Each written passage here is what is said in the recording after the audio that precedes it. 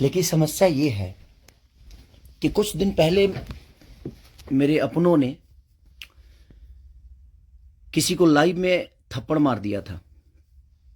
उसके लिए पूरे राजपूत समाज को ये लगा था कि पूरे राजपूत समाज को थप्पड़ मारा गया है।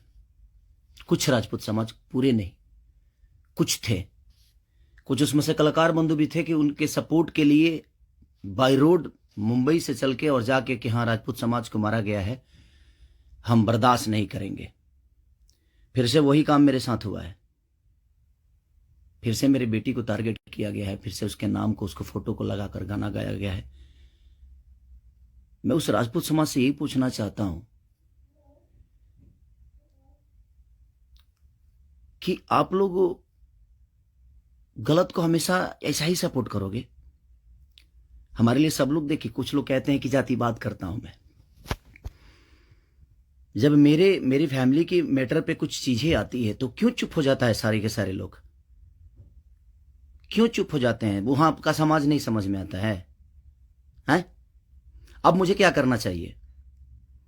फिर से मेरी बेटी को टारगेट किया गया है, फिर से मेरी बेटी का नाम और फोटो लगाकर गाना गाया गया है।